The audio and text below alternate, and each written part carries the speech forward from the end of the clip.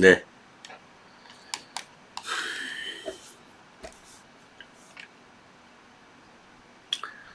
예, 아프니까 못 들어오셨겠죠. 자, 그래서 우리가 이제 이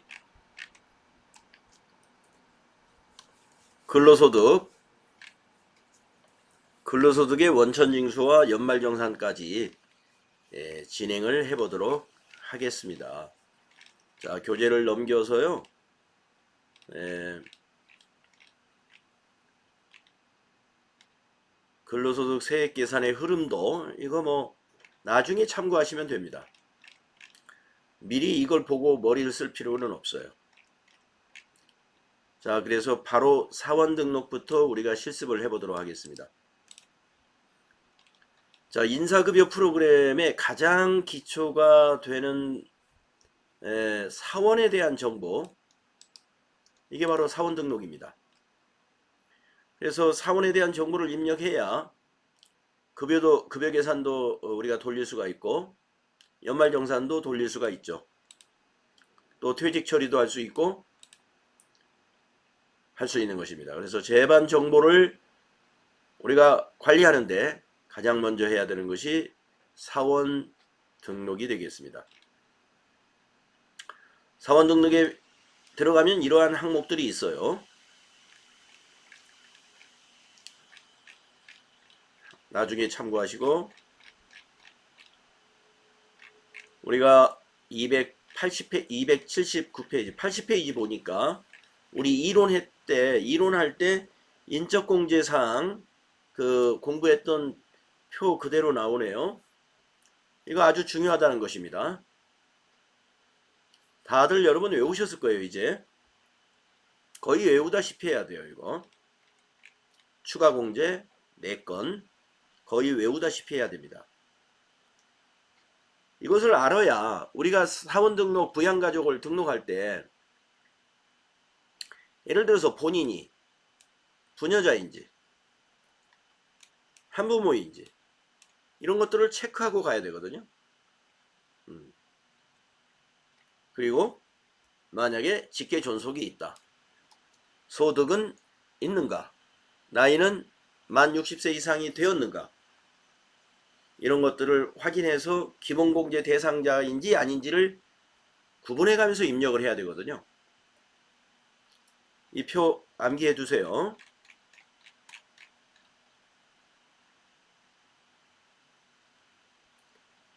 그 다음 페이지에 있는 이 표는 한번 복습을 해보고 가겠습니다.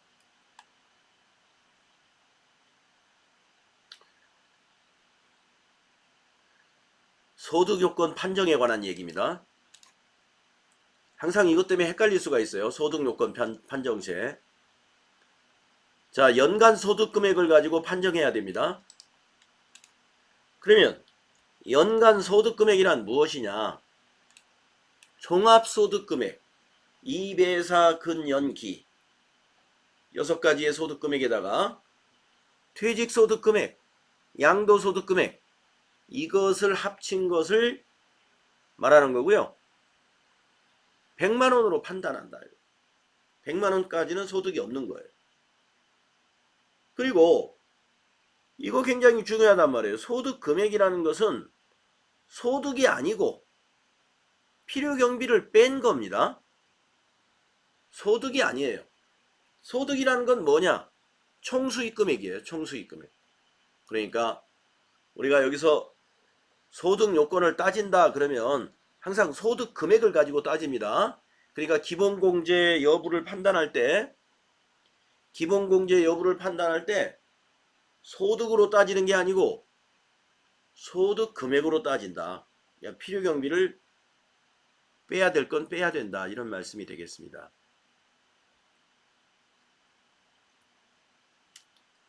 이 부분 잘 기억하세요. 그러면 한번 쭉 봅시다. 근로소득자의 소득을 한번 따져보면은 근로소득에서 근로소득 공제를 빼주잖아요. 이게 근로소득 금액이에요. 근데 소득이 없는 근로소득자는요. 총 급여가 500만원 이하이면 소득이 없는 걸로 보는 거예요. 500만원 이하는 70%의 소득공제를 해주거든요. 그러면 350만 원을 공제하면 150만 원이 나와요. 그러면 여기서 이제 또 의문이 생기죠. 100만 원까지라고 그랬는데 500만 원 이하는 근로소득공제가 70% 아까 말씀드린 대로 350만 원을 소득공제 해주니까 150만 원이 소득금액. 이게 소득금액 맞아요. 그러나 오케이다. 근로소득이 있는 자는 그만큼 혜택을 주는 겁니다. 근로소득만 있을 때. 근로소득 말고 다른 소득이 있다 그러면 더해지니까 뭐 그 안 되는 거고, 근로소득만 있을 때.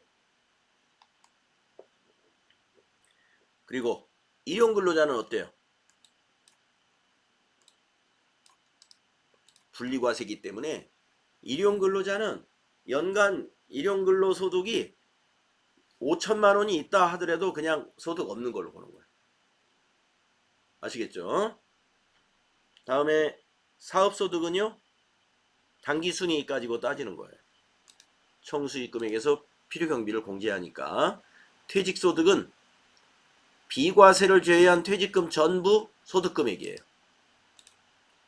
양도소득은 양도한 처분 금액에서 필요경비, 그 자산을 구입했던 원가, 그 다음에 장기보유, 특별공제 이런 것들을 뺀 것을 양도소득 금액이라고 합니다. 그래서 양도소득 금액, 퇴직소득 금액, 사업소득 금액 100만원 이하만 소득이 없는 걸로 보는 겁니다. 연금소득을 보겠습니다. 연금소득이 있는 자는 연금소득 공제를 비용으로 빼주거든요.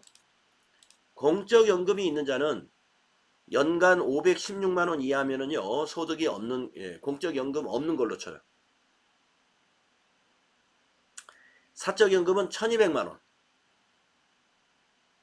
그러니까, 만약에 장모님이 계시는데 소득자의 장모님은 사적연금이 연간 1200만원이다 라고 하면은 소득이 없는 것으로 봐주세요. 이런 얘기입니다. 공적연금만 있을 때는 516만원. 그 다음 기타소득. 기타소득은 말이죠, 기타소득 총수익금액에서 필요경비를 공제하는 거거든요. 근데 필요경비가 시험에 잘 나오는 게 강연료, 원고료 이런 것들이에요. 그래서 강연료, 원고료, 뭐 아버지가 강연료, 원고료 소득이 있다 이런 거 잘 나오거든요. 그러면 받았다는 그 원고료에서 60%를 빼세요. 그게 기타소득 금액입니다. 80% 해주는 것도 있었죠. 주무관청의 허가를 받아서 법적으로 시행한 경진대회, 거기에 상금, 이건 80%를 필요경비로 빼줍니다. 90% 해주는 것도 있었죠. 서화 골동품, 이런 것도 기억해 주시고요. 그래서 기타 소득 금액은 100만원 이하여야 돼요. 그런데 300만원까지는 삼각형을 해놨네요. 이거는 선택적 분리과세. 여기 써놨죠. 분리과세를 선택할 수 있다. 그러면 여러분 시험에서 만약에 아무개 씨가 기타 소득 금액이 300만원 이하네요. 그러면 여러분 선택적 분리과세니까 그냥 분리과세 선택하시면 맞습니다.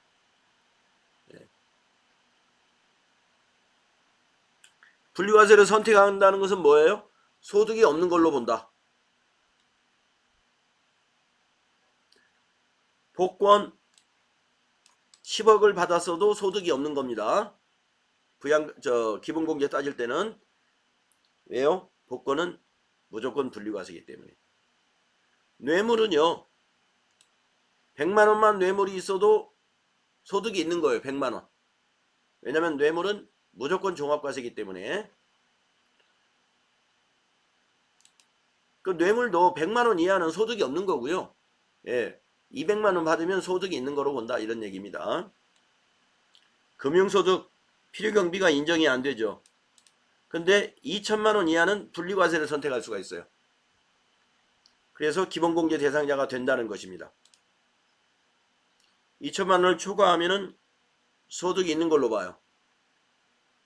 소득이 있는 걸로. 저는 이게 좀 이해가 안 가죠, 여러분들. 네. 이해가 가세요? 여러분 이자를 1년에 2천만 원 받으면은 그거 가지고 거의 생활비로 쓰는 사람도 있어요. 그거 가지고.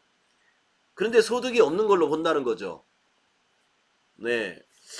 우리나라가 이 자산 소득에 대해서 너무 관대합니다. 네, 관대해요. 참 우리 저 가난한 이 시민들이 이런 걸 가지고 따져야 돼요. 네. 우리가 월급여 300만 원 받는 사람이 뭐 저 연봉 3,600인가요? 그러면은 그 사람들 다 소득 있는 걸로 인정되잖아요. 분여자 저 추가 공제 연간 3천만 원만 초과해도 50만 원 그거 공제 안 해주거든요. 예. 분여자 공제 대상이 안 돼. 예. 총급여 3천만 원 이하 이상이면은 아니 근데 이자를 2천만 원씩 받는데 이게 저축이 2천만 원 있다는 게 아니고 이자 소득, 금융소득이니까 이자 소득이라든가 배당 소득이 연간 2천만 원이 있다는 거예요. 그러면 굉장한 자산가거든요. 그런데 그 사람은 2천만 원 이하는 뭐다? 소득이 없는 부양가족으로 인정해 준다는 거예요. 아,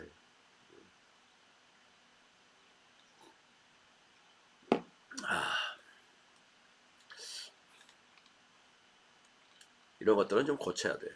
제가 보기엔 한 200만 원으로 내렸으면 좋겠어요. 이거. 자, 다음 페이지로 넘어가서 수행과제 가보겠습니다. 사원 등록.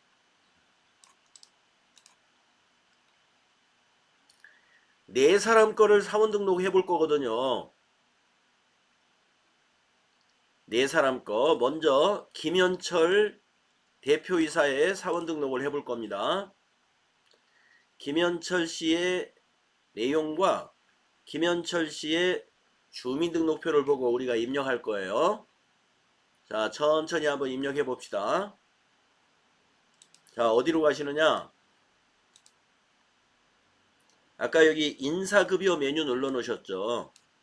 여기로, 일로 가세요. 사원 등록.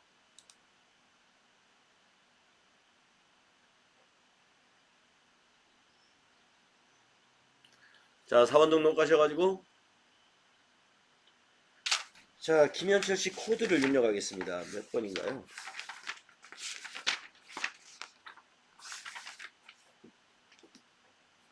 1001번. 사원명 김현철. 내국인. 주민번호 6510 10 177 1119 입사연월일 입사연월일 2018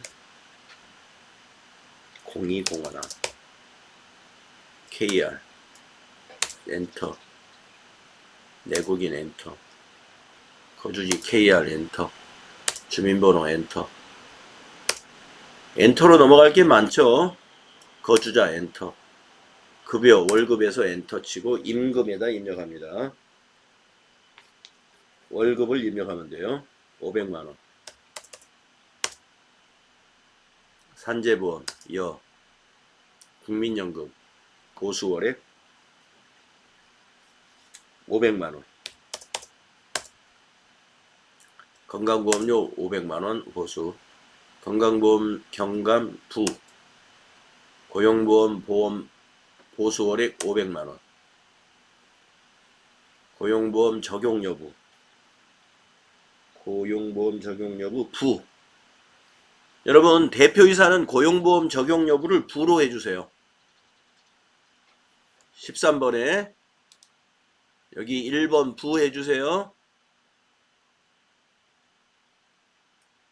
이거 여 해놓으면 나중에 급여 입력할 때 수령액이 달라지니까요.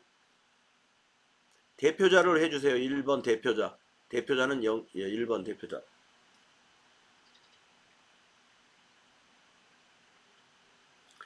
그 다음에 근데 책에 산재보험도 부 아니에요? 예, 산재보험도 부예요. 근데 여로 하는. 제가 지금 여로 했나요?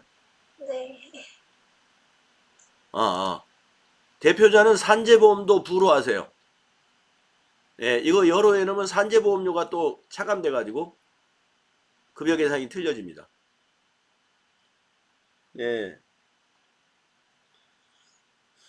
회사 대표는 산재보험이나 고용보험에 해당이 안 됩니다.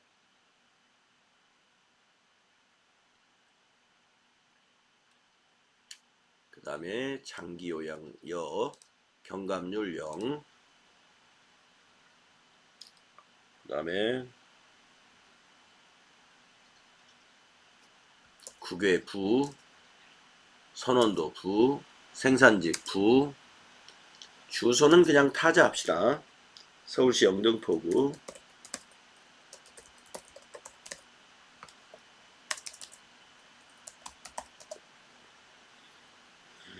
영등포로 72길 13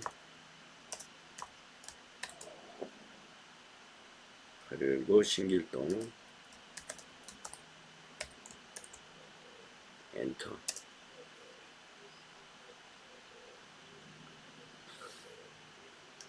퇴사 연월일 없어요. 비워두세요. 자, 이제 아래쪽, 자, 이 부분이 사원 등록에 관한 사항이고 요 아래가 부양가족 등록하는 화면이 되겠습니다.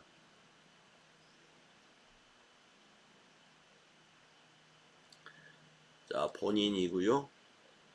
세대주가 맞죠? 주민등록표에 보시면 세대주, 본인이 세대주인지 이렇게 확인하는 거예요.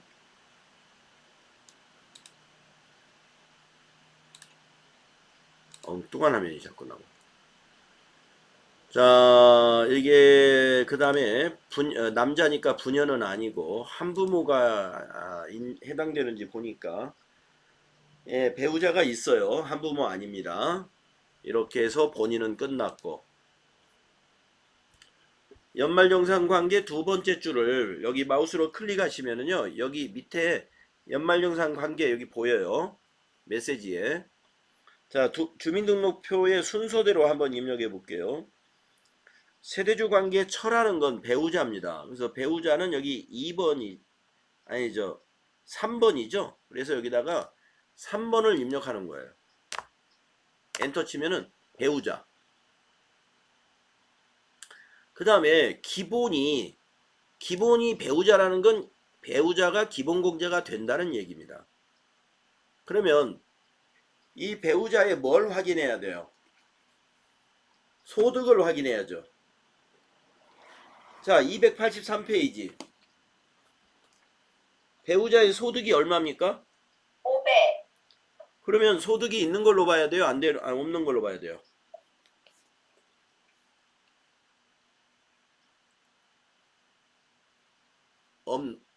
없는 걸로 봐야 됩니다. 이 500만 원이 총 급여예요. 그래서 초과는 시작돼.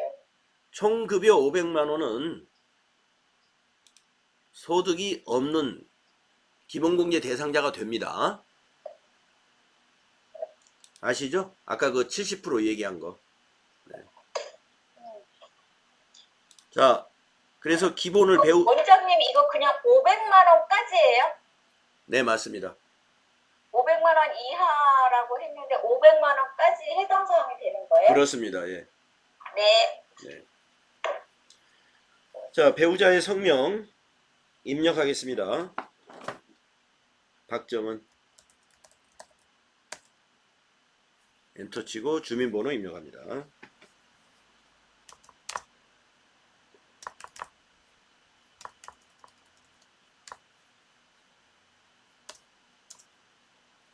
이렇게 하면 배우자 끝났습니다. 다음에 자녀 김장일. 자녀는 밑에 메시지 보세요. 직계 비속 자녀죠. 4번. 연말정산관계 4번 입력하시면 됩니다. 20세 이하는요. 주민번호를 입력하면 알아서 체크해 줄 거고요.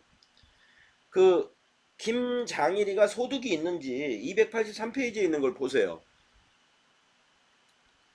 아무 말 없죠? 소득 없는 학생입니다. 자, 그러면 20세 이하에다 놓고 쭉 가서 여기다 성명을 입력해요. 김장일. 그리고 주민번호 입력해요. 내국인하고 9607. 20세 넘었는데 25 118 2814. 이렇게 주민번호를 넣으면 주민번호를 입력하고 나면 기본이 부로 바뀌었어요. 나이는 스스로 체크해줘요. 프로그램에서. 소득만 확인해 주시면 돼요. 다음 그 밑에 줄에 김차일. 여기도 4번이네요. 또 20세 이하에다 놓고 입력해요. 김차일.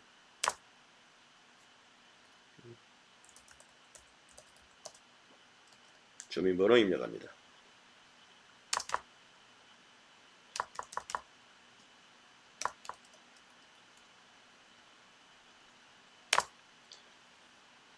김차일이는 나이를 체크해 보니까 20세 이하가 맞는 모양이에요. 그리고 자녀의 세액공제에 해당된다고 동그라미 딱 됐죠.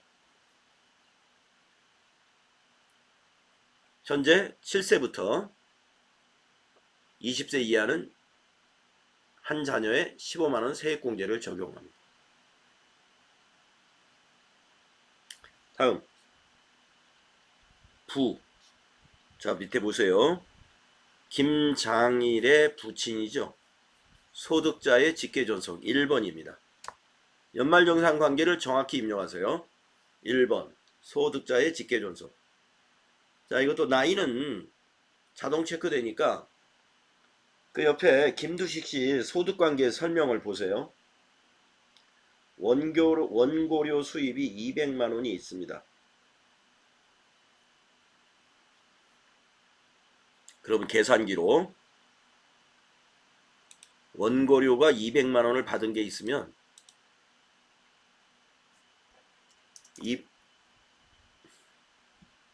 200만원 곱하기, 자, 원고료는 60%를 필요경비로 빼는 기타 소득입니다. 그렇기 때문에 40%만 소득 금액이 되는 거예요. 곱하기 40%. 80만원이죠. 기타 소득 금액 80만원은 100만원 이하에 해당된다. 따라서 기본공제 대상자가 됩니다. 그래서 60세 이하에다 놓고 지나갑니다.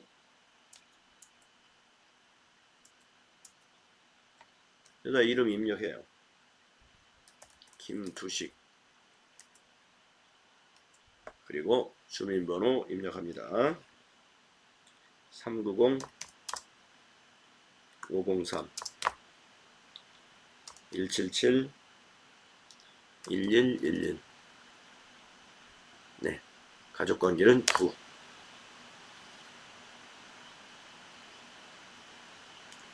그 다음에 그 밑에 줄에 모친이 소득이 있는가 보니까 일용근로 소득이 있어요.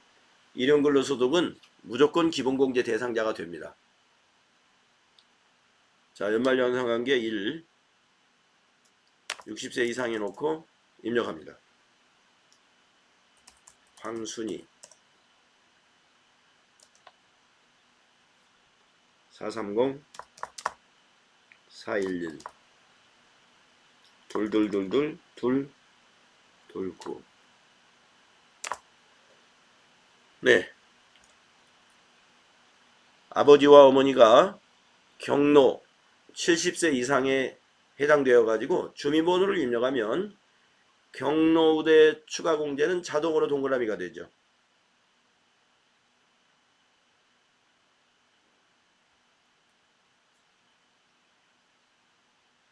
자, 마지막으로 형제. 형제는 밑에 연말정산관계가 몇 번인가요? 6번. 6번이 형제자매죠? 메시지 보시면 밑에 보이면 나와요. 자, 형제는 나이도 보고 소득도 봐야 됩니다. 장애인 복지법에 따른 지적장애인이군요. 소득이 없는. 자, 여러분, 장애인은요, 소득만 보고 나이는 안 봅니다. 그러니까 김재철의 주민번호를 보면 67년생이기 때문에 67년생이 몇 살이지?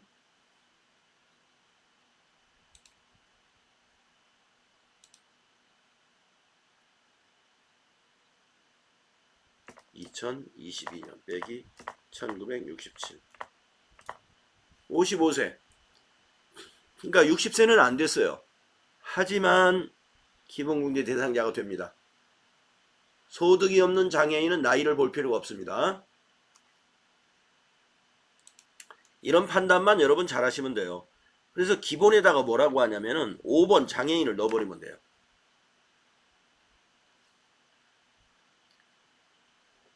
그리고 장애로 코드가 넘어가면은 여기를 장애 코드를 1번이냐 2번이냐 3번이냐 이걸 번호를 넣어주는 거예요.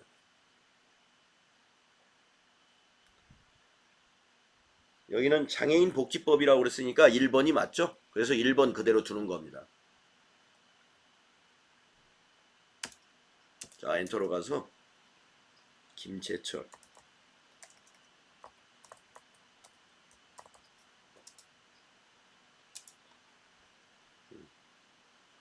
670 826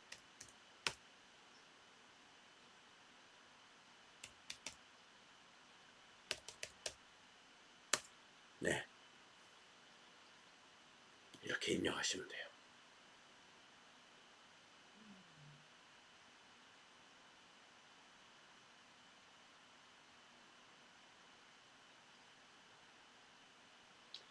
자, 제가 질문을 여기서 해볼게요. 문제를 2개 내겠습니다. 자, 김현철 씨 거 입력했는데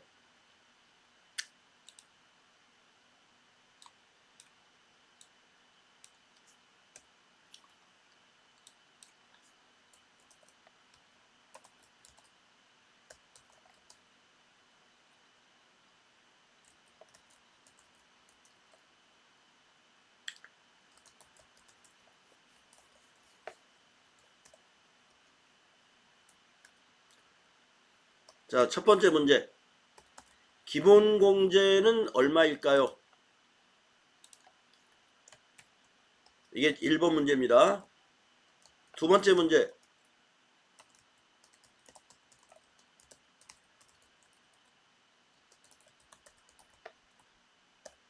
추가공제는 얼마일까요? 자, 요 가족관계를 봤을 때 우리 연말정산을 한다고 가정하고요. 인적공제 금액을 계산해 보시는 거예요. 인적공제 금액. 자, 계산해 가지고 제가 좀 이따 질문하면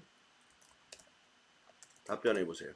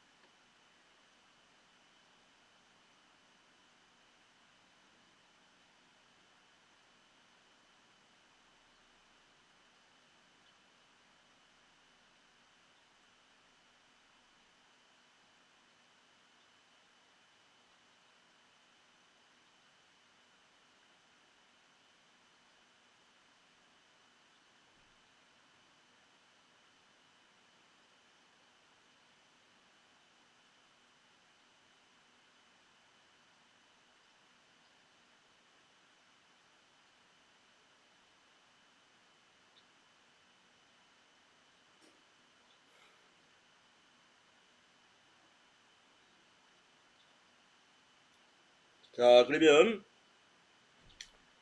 질문 한번 드려보겠습니다. 자, 조성희 씨, 1번은 기본공제 금액은 얼마일까요? 350만 원? 다시 한번요. 네, 못 들었어요. 350만 원? 350? 몇 명이죠? 기본공제 대상자가? 자기 것만 하는 거 아니에요? 응? 모르겠어요. 왜 기본공제 죄송합니다. 잠깐만요.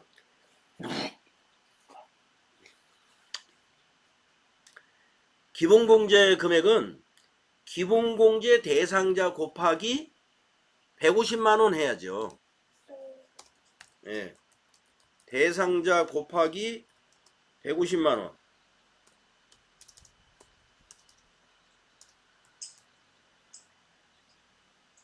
몇 명이죠? 대상자가? 조성희 씨. 6명. 응?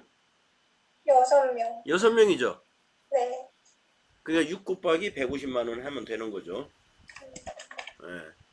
900만 원입니다.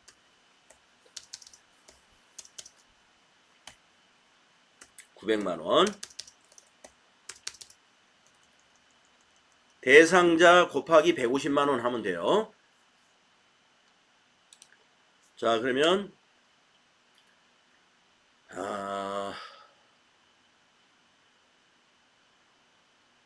조아름 씨한테 한번 물어보겠습니다. 2번은 답이 얼마입니까? 2번이요? 네. 어떤 문제요? 추가 공제 금액은 얼마일까요? 추가요? 네. 안 세봤는데, 김두식 씨, 추가 공제 100만 원, 또, 장로되고, 김재철 씨, 장애인 200, 그리고 두 사람인가? 황순희 씨, 경로대 100만 원. 그러면 합계 얼마예요? 400? 예, 400만 원입니다. 맞습니다. 경로대 2명에 200만 원, 장애인 추가 공제 1명에 200만 원 해서 400만 원. 그래서 김현철 씨의 부양가족 관계가 현재 이럴 때 연말정산 시 인적공제 소득금액 공제는 1,300만 원의 소득공제가 적용이 된다. 이 두 개를 합쳐서 1,300만 원이 된다.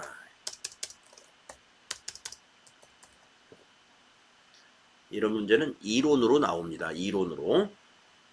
그래서 한번 연습해 본 거예요.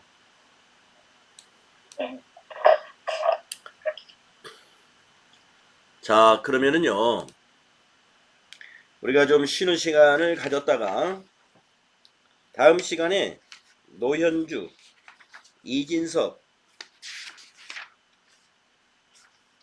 아니 한 사람 빼먹었네. 성동일 씨부터 나머지 3명 사원 등록을 연습하도록 하겠습니다. 자, 지금이 우리 48분 50분이라고 보고요. 50분이니까 3시 5분에 다시 만나겠습니다. 쉬었다 하겠습니다.